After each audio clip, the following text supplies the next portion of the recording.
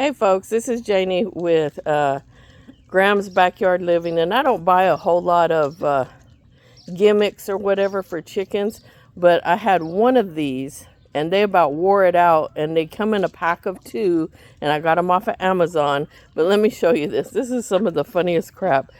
This will entertain them all day long. It's these little balls, and instead of just throwing out all the treats for them, I make them work for their treats. So here's 2 of them. And now they're running back and forth. They can't decide which one they're going to get the most of. Now, these balls have bigger, rounder holes, so I guess more is falling out of there. But they will work these balls and work these balls until they're empty. This raggedy chicken right here was the first one. She's smart as she can be. She was the first one to figure this out. And all the other chickens would sit back and let her peck on the ball, and they would get all the treats until they learned that's how they get treats, by picking these balls. And these are the funniest things.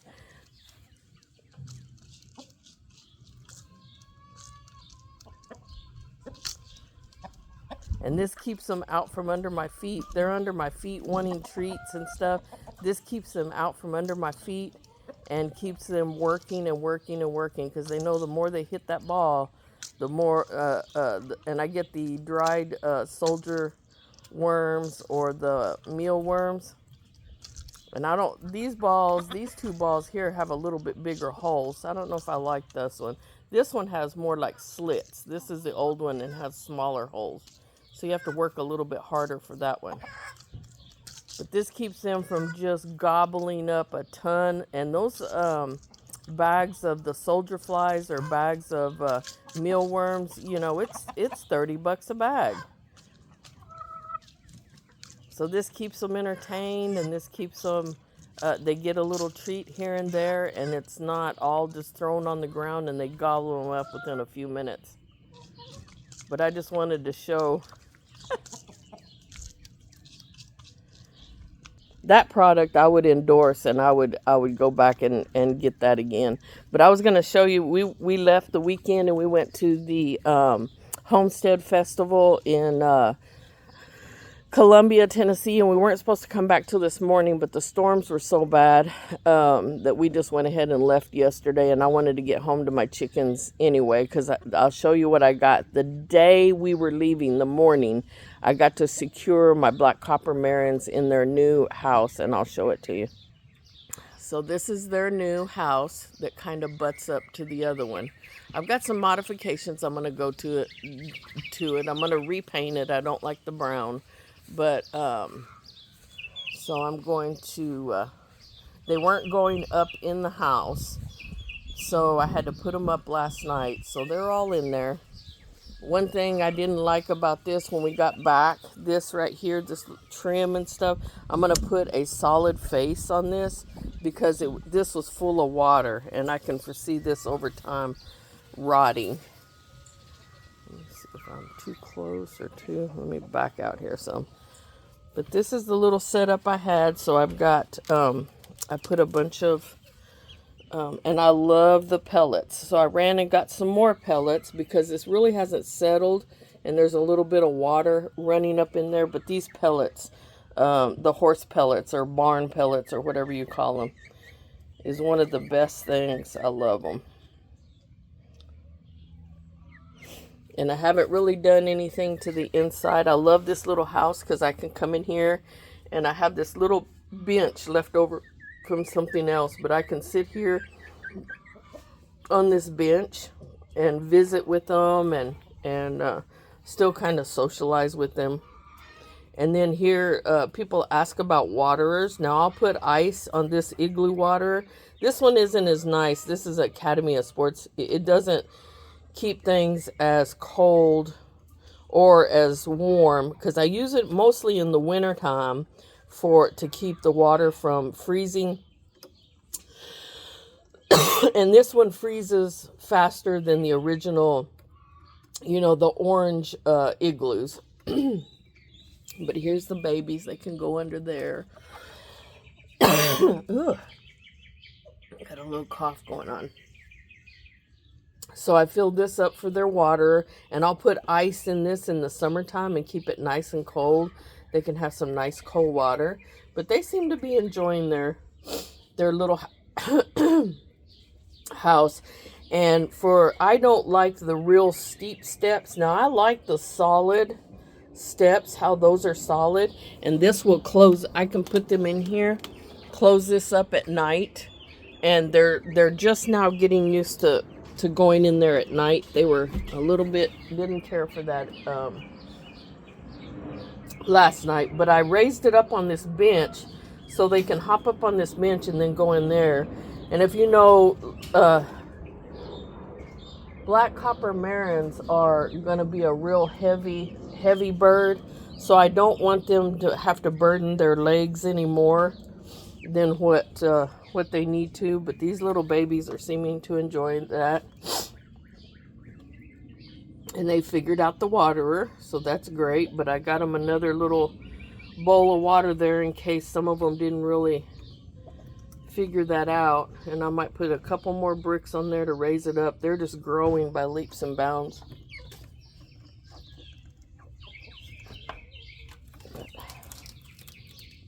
So that's kind of my house tour. I'll show you the inside. This is a little bit bigger chicken wire than what I like, but it's a good, sturdy, heavy wire. What I plan on doing. So what I plan on doing is I'm going to put them a little bit more of a run right here. So I'm going to connect these two.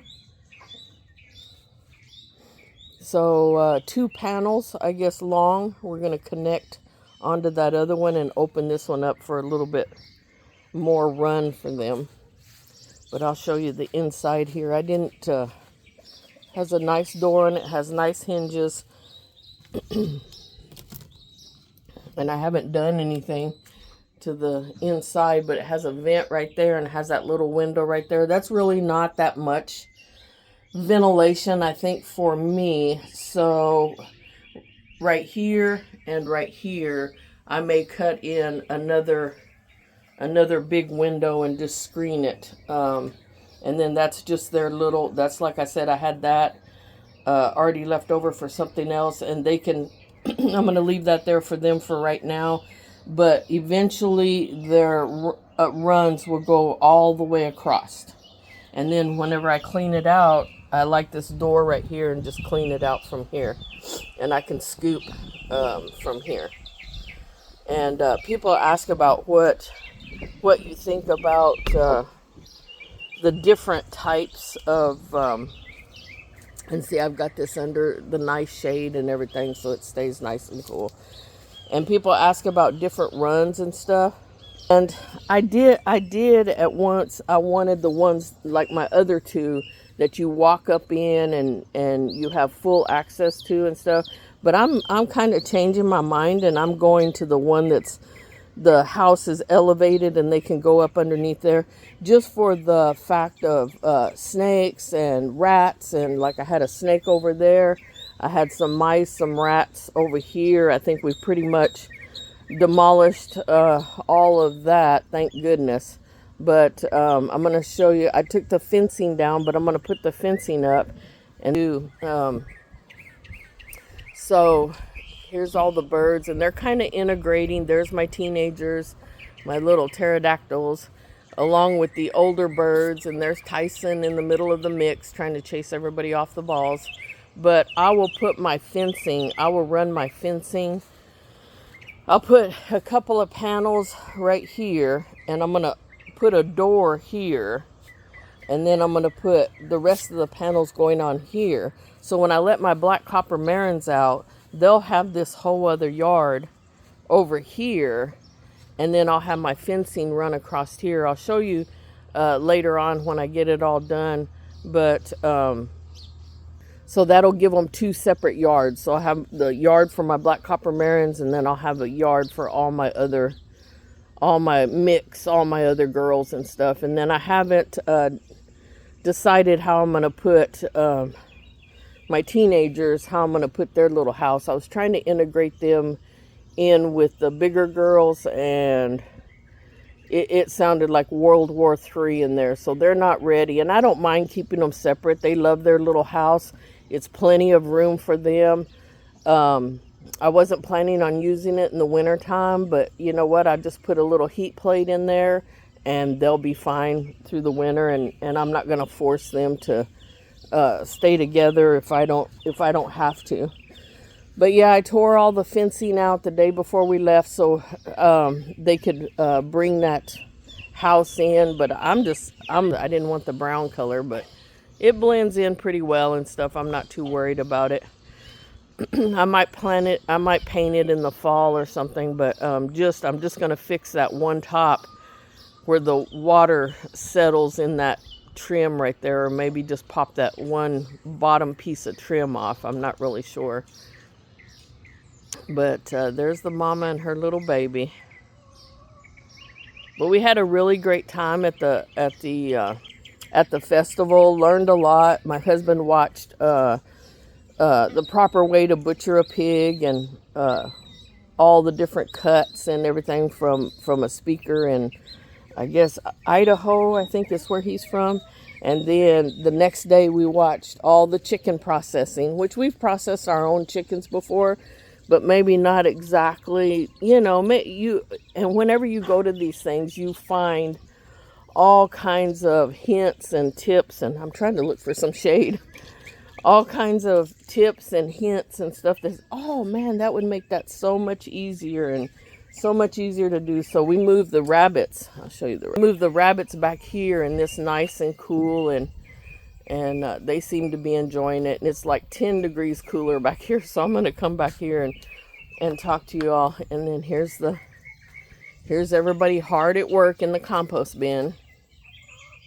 Turn it, girls, turn it. We're like, oh my God, Mama's coming back here, so she's going to dump a bunch of stuff, so we got to get out of the way. But cleaned up all this area. Well, some. I still need to clean again. But got all this area situated and got the little round compost. So we still need to put that up on boards. It was on boards, and my husband's gonna fix it solid, kind of on boards, and then that slides up underneath there. So that makes Drops compost tea. So I will get it out of that bucket, out of that half barrel, and I will scoop compost tea. So when it quits raining and I need to water, I can use the compost tea. And then everything will come out of there. And then that's where my black soldier flies, I get fresh black soldier flies from. My chickens love that. And then I just have this little area back here. All of this soil is ready to go, and I've been using it in different things. And then this is my current mix. So I'll get this current mix going, and of course the girls churn it all up. I put all my grass clippings in and everything. And then pretty soon I'll use all this one up, and then I'll have this one full, and then that one will be ready to use. So my goal is, and then this fall will be all my leaves go in here, all of my debris from my garden. Whenever I get it finished, everything's finished growing, all that debris goes in here. And then I use this this little chipper, chips up everything. I can set it right in the ooh, it's all stuck down there. I can set it right in the compost bin and feed everything through it. It chips up everything, any of the really heavy stuff, for easy composting. And there went my chicken over the... You all better quit going in the neighbor's yard. You all stay in here. But anyway, I was talking about the conference. I got off on a little rabbit hole. But you learn so much more about some of the different talks. And some of them were different than what I'm used to. Or what I thought we were going to be talking about, which I'm skill driven. Skills, what I can learn from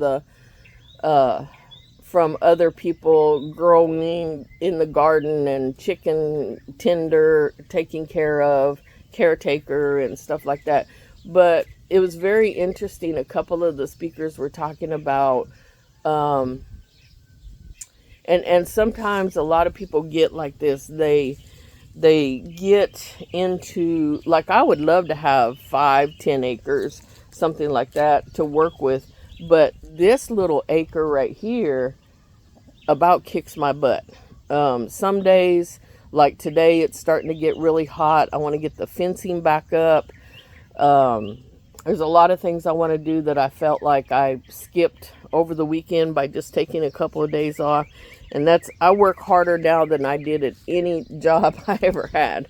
So, but the speakers were talking about, a couple of the ladies were talking about family and the family being whole, and you can cook the best meals in the world, grow all the best food in the world, have your homestead looking great and wonderful and everything. But if your family isn't whole, it you're lacking in something. If the spirit is broke, if the family unit is broke. So I guess that's something that really resonated with me, is I've got to take more time with me and my husband, and more time for relationship, and more time, because I'm thinking I'm growing him the best meals, I'm feeding him the best food that I can grow, but it kind of lacks in relationship, because I'm always working, and don't feel like I can get away. He's getting ready to leave this afternoon and go set up his camper at the lake and do some fishing, which he does that with a buddy. He has a buddy that he goes fishing with, and I want him to have that time to go fishing and hang out with his buddy and stuff. And I'll go over there like for an evening or stuff, just to sit and have a dinner, get together and have a dinner and visit. They're from Mississippi, and they come up here to Lake Gunnersville and stay for a week. And they do that a couple of times during the summer, and then my husband will take his camper over, and he took 1 week off just for fishing, and he did that.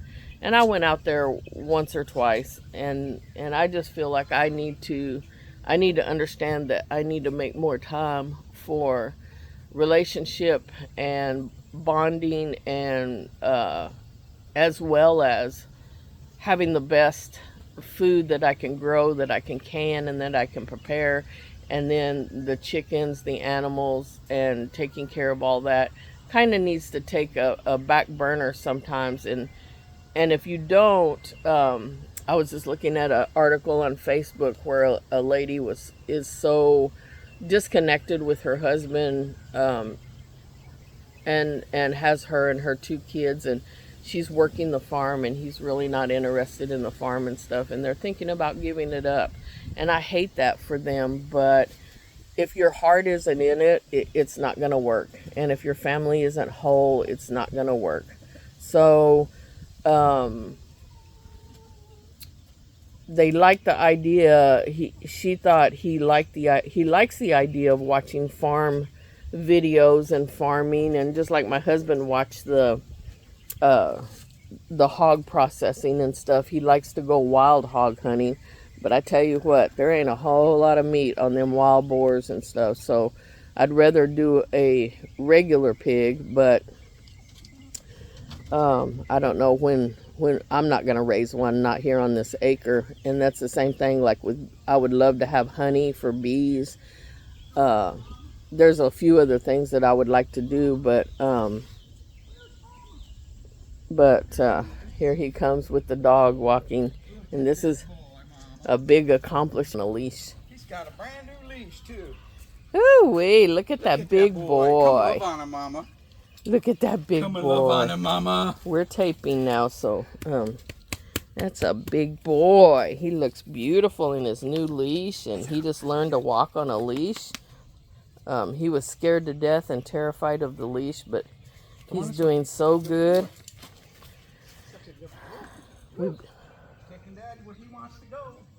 We did a little bit of training with him. He was so terrified of a leash, and we're not sure why. But we just thought all dogs, at some point, you could just put them on a leash and walk them, and that's not so. So he's walking with him and got him a new long leash and stuff. So he's doing really well. So everything's really good as far as And I think this is, my dream is to have, 5, 8, 10, 12 acres or something like that. But I just don't think it's at my age, our age. And I think I can do all that I can do right here and keep up with this. So for those out there, I guess, that are getting overwhelmed and, kind of, you just got to start, and then maybe you need to back off on, one of your animals. I know the lady that was talking on Facebook, she's got goats and chickens, and what else did she say? They might have some pigs or something like that. You might have to put some of those things on the back burner. Downscale your garden so you're not so overwhelmed. Right now I've got cucumbers, I've got zucchini. It's been so wet here. A lot of my zucchini and my squash are dying off.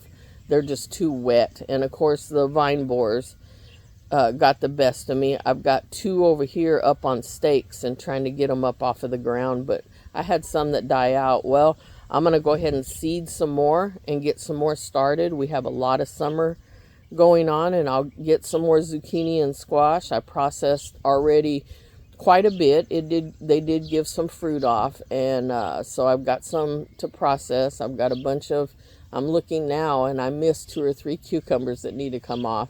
And even though the vines, I'll show you, even though they look raggedy, well, it looks pretty in the picture, but they do look kind of raggedy down at the bottom. Of course, I trim all the leaves off the bottom, so all of the energy goes into the fruit. But I see I see a huge one. Oh my goodness, I've got to cut a bunch.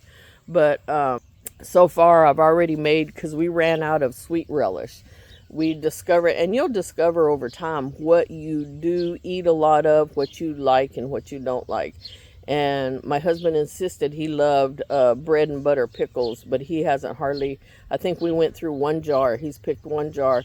So he'll nitpick at it and eat it. And I told him, I'm not making any more this year. So we really went through the sweet relish. So I'm going to get, I've already made sweet relish out of squash and cucumbers, and I think that's mostly what the cucumbers are going to be, is the relishes and the chow chows and stuff like that we like putting on hot dogs and can break out and put on hot dogs and stuff.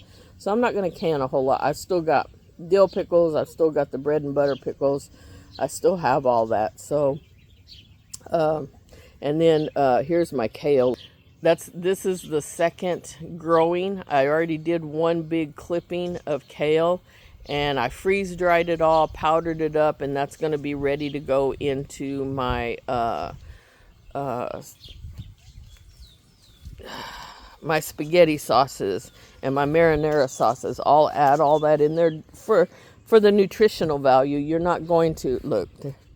They're just so entertained. That's so funny. I would that's the only product I think I would recommend that they really played with and stuff that they've played with. But I had these little, I have all my strawberries right there. I have my lettuce patch there. I have shoots coming off my strawberries, and I wanted them to go somewhere. So I put them in the lettuce patch. I'm fixing to clear all the lettuces out because they're pretty done. Whenever it gets really hot, the lettuce is pretty much done. But here's my cucumbers. Oh my goodness, look at this one I missed. See it up in there, and then there's my honeybees hard at work, and I'll let him work, and then I'm going to come back and get all these cucumbers. And I'll be doing some dill relish. I haven't done any dill relishes. So here's all my potatoes. I need to dig in this back because all of this has died off. So I don't know if it's rotted off or if they're ready to be picked. I don't know. And if anybody knows, these are all still really green and stuff, but I've had a few back here that died off. If anybody knows, should I dig down in there and see what's in there, or did I lose all those? But my cilantro, I've got a few onions, I've got a few tomatoes in here, and looks like my cilantro's fixing to bolt. I need to this is my second cutting of cilantro. So this whole bed was all cilantro, and I did a cutting, and then I reseeded again. So I've got some fresh seeds coming out, and these are some of the older plants that are coming back. And then here's the couple of squash, one zucchini, this is a zucchini, and this is a squash plant that I've got trellised. I got it up off of the ground, but I need to pull them up a little bit higher because it is just so wet. You can see them rotting down in there and stuff. But I think I've got basically the branches up off the ground. And then I've got a volunteer tomato back there growing growing in the ground. And I need to get rid of these brassicas. I need to get these pulled up. But here's my onions. I'm letting them go. Here was all of my garlic that I processed, and I still need to get that video out. And I need to get some of these tomatoes braced up. Ooh, look at all the blooms. So I'm gonna have a lot of tomatoes right here. I need to get all these braced up and stuff. And that's what you want to take a couple of weeks. I mean, you want to take some time off, and it's just a weekend. And during growing season, but that's when they have these. I'm finding more. I'm seeing more and more. But that's when they have these homestead shows. So you just have to make the time for them, you know. And I've got a lot to catch up on. But what else have I got to do? You know, I'm retired and I have all week. It's not like I can only do it on the weekend or something like that. But I have the time to do it. So it'll get done. I'll get to it and it'll get done. And I'm not going to stress. It's already hot out here. They were talking about rain and stuff. But it's already hot out here. So I'm not going to stress over it. And if it gets too hot, I'm going to go in the house and I'm going to sit down and I'm going to relax and drink me a glass of cold tea. And come back out in the evening time, spray myself down, get rid of the mosquitoes. I've got to mow the lawn over here. There's a lot of odds and ends that I need to get done. But all in all, you've got to pace yourself.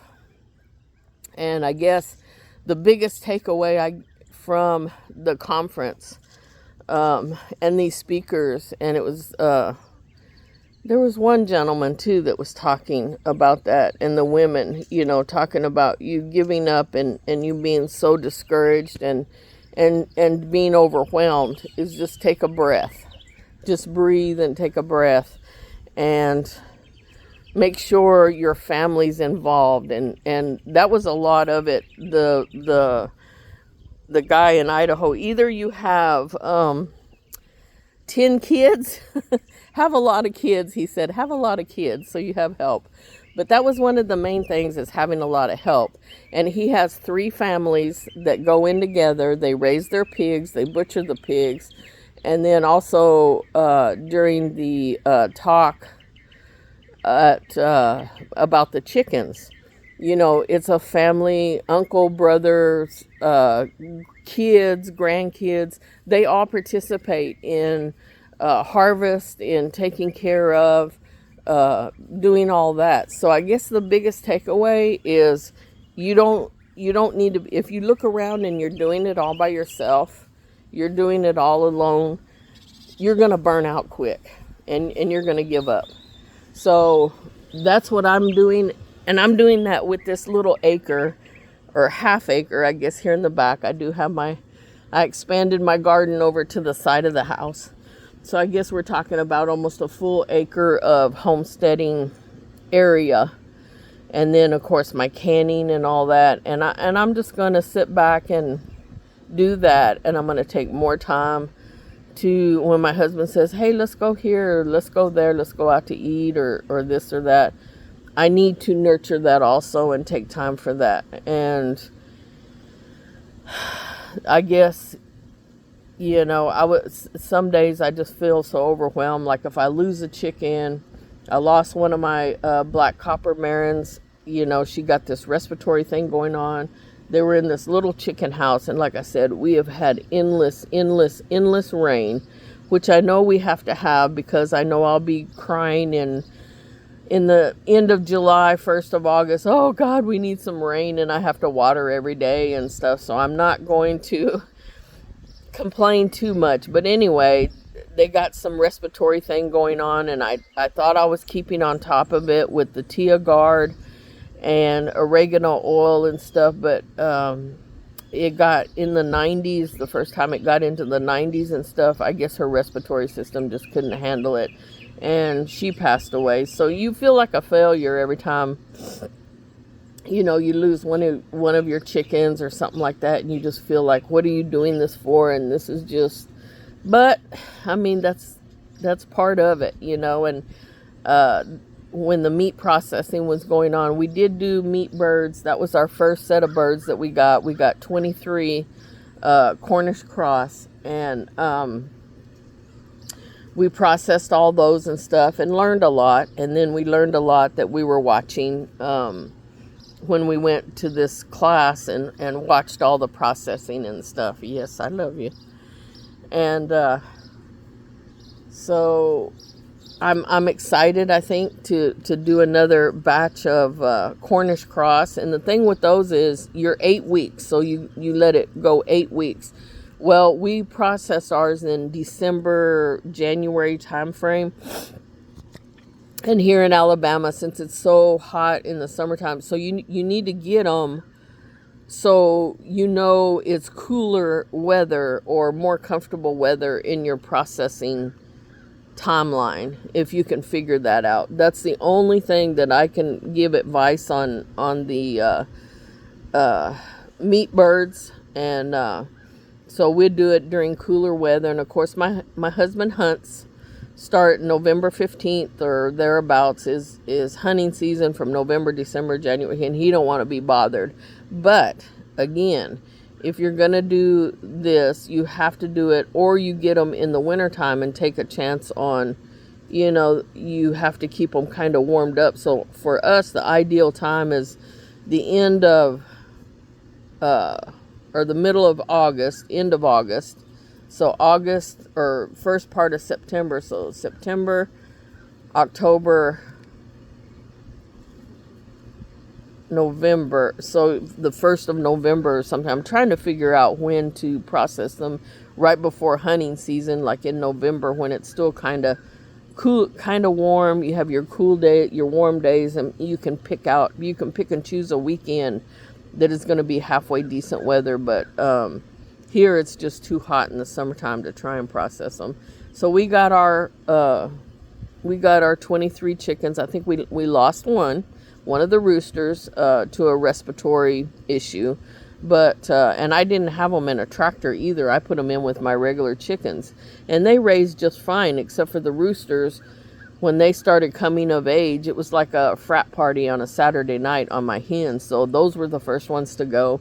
Very tender meat, very good. We got about 4 to 5 pounds out of those roosters, and it was a great experience for our first time processing meat birds. But anyway, that's all I got for today, and I got another video I got to get uploaded, and just wanted to touch base with you on everything that's going on. It's getting excited around here. I got my birds finally situated in all the houses that they need to be in. I got this one little heifer right here.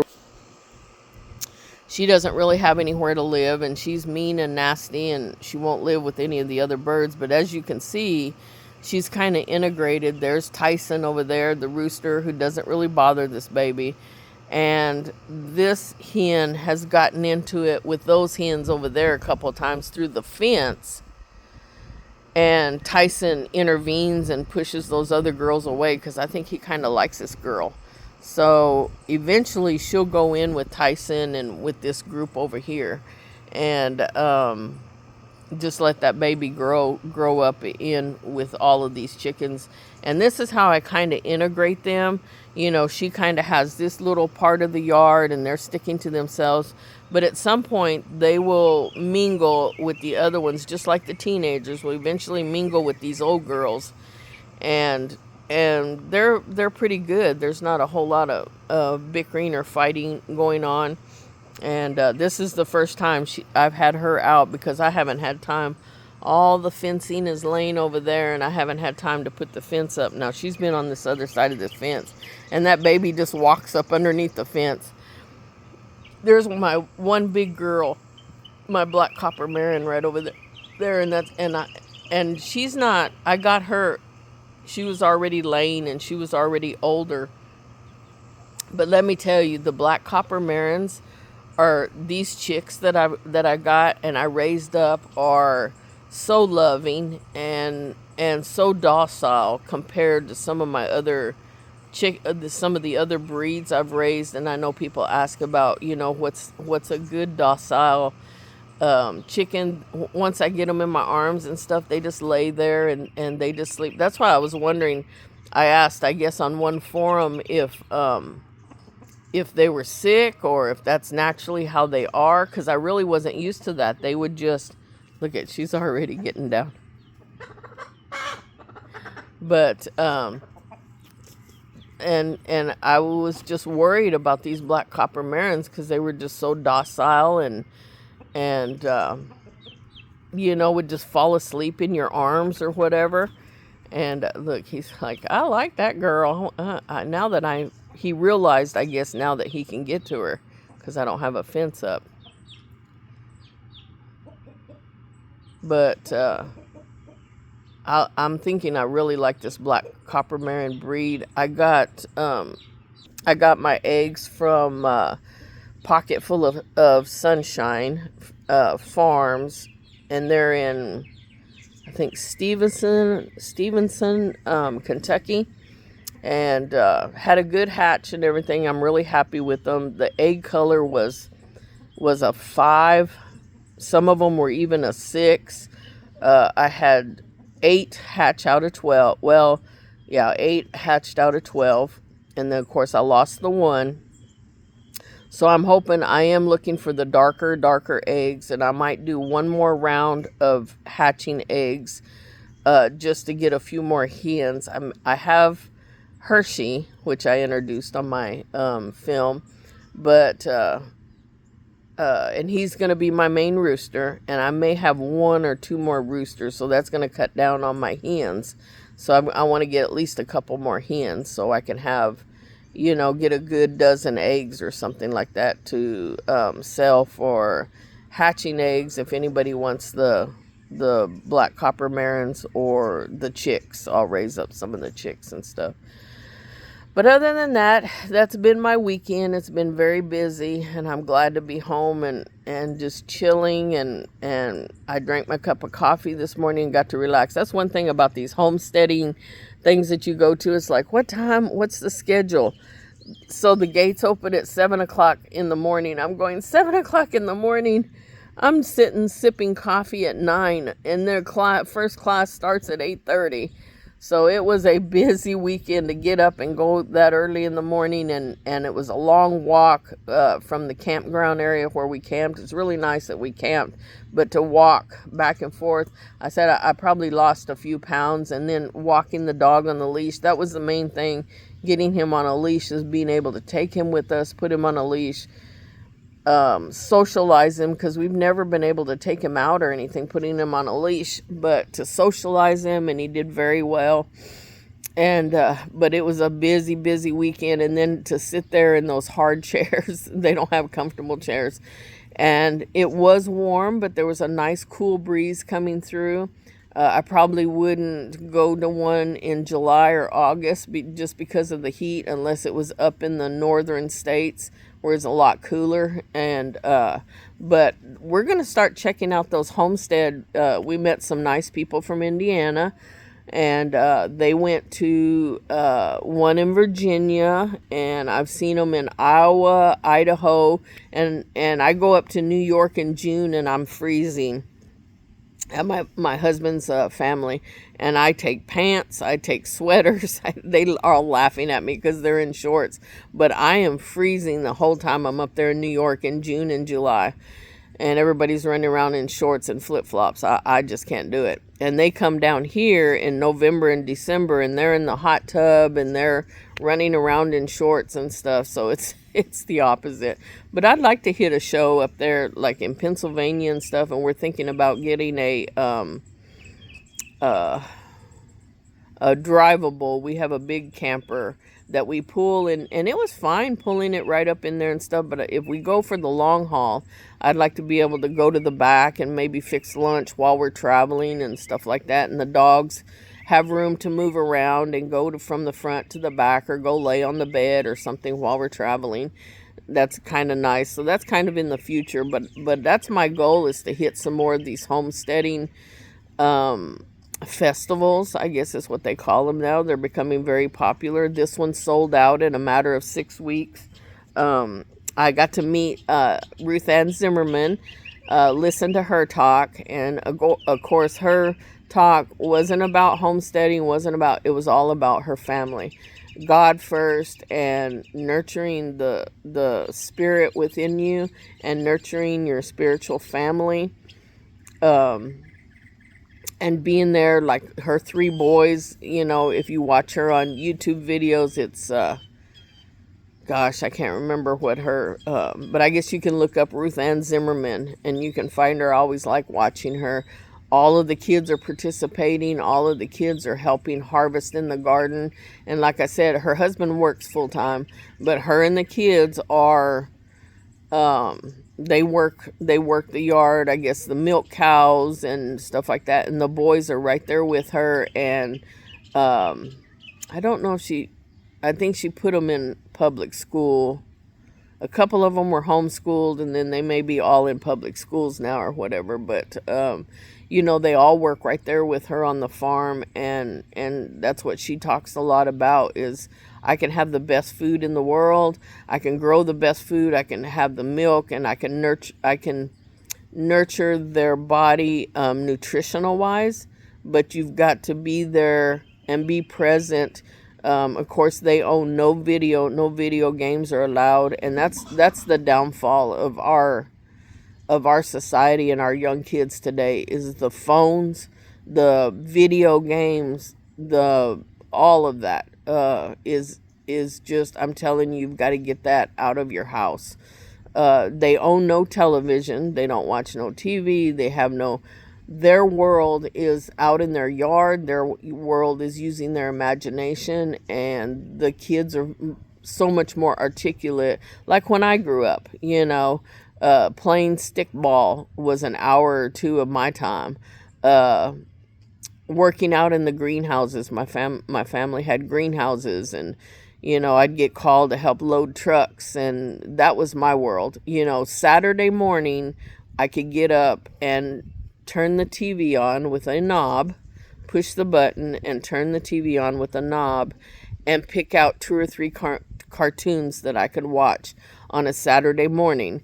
But after about an hour or so, I was bored. I was ready to shut it off and get out. If I wasn't, or if for some reason I didn't feel up getting up that day, by noon we were out in the greenhouses, watering, working, doing whatever we needed to do as far as a family working in the greenhouses. I have 4 brothers, and they work the other greenhouses. And if you see all the mums and the poinsettias and stuff like that, that was in the Kmarts at the time. We supplied all the Kmarts with mums and green plants and all that. We had contracts with Kmart and supplied all that and did shipments every day. Every day we had trucks running to all the Kmarts and stuff. But anyway, that's kind of where my history come from. I don't know why I didn't stick with it. I guess just time gets away from you. But I'm trying to get back to it, probably a little bit later in life that I would have liked to have done it. But I'm enjoying where I'm at right now. And like I said, nurturing the family and getting back to the roots and nurturing them spiritually and in the family unit, and having them participate as a family is where it's at. And that's the only way your homestead is going to succeed, is if the whole family is in on the dream, I guess you might say.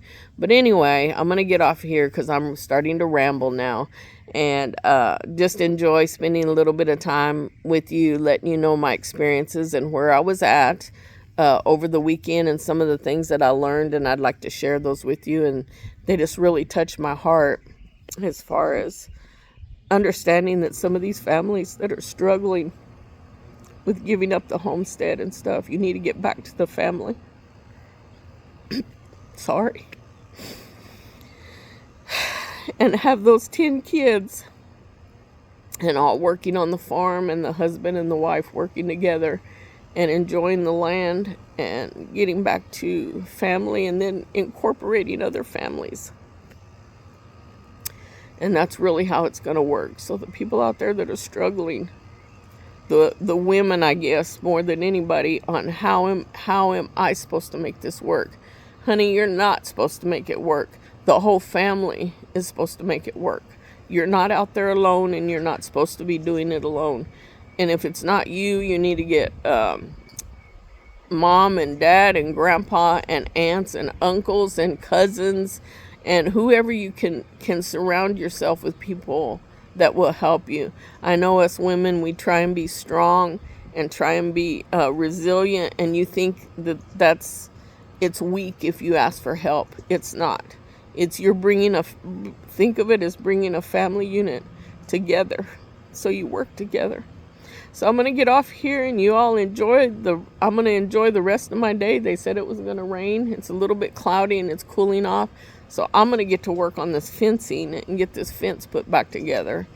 And hopefully this helps somebody and helps them women out there who just think that they're Superman and they're going to do it all on their own. And I'm going to show them that it's going to work. And just let you know that you need community and you need other family members, and you need to come together as a couple, husband and wife, and even get your mom and dad involved. If I don't have my mom and dad anymore, but if you're a young family, you need to kind of get the endorsement or the help or a community. And I know there's a lot of places out there that are building communities of like-minded people and getting together, and maybe that's kind of the way to go, is you're getting 2 or 3, 4 different types of families onto one property, and that's what they're trying to build. Is they're trying to build a community so they can have the lifestyle that they desire, that they dream of. So maybe that's something you need to look into. But anyway, I'm going to get off of here again. I'm going to say that. And you all enjoy the rest of your weekend. I'm going to get to work on this now that there's a cool breeze and the sun is behind some clouds, and get my husband off to the lake so he can enjoy his week. And I'll be joining him here and there for a dinner, an evening, or whatever. But get back here on the homestead and get to work. So you all have a nice weekend, and God bless.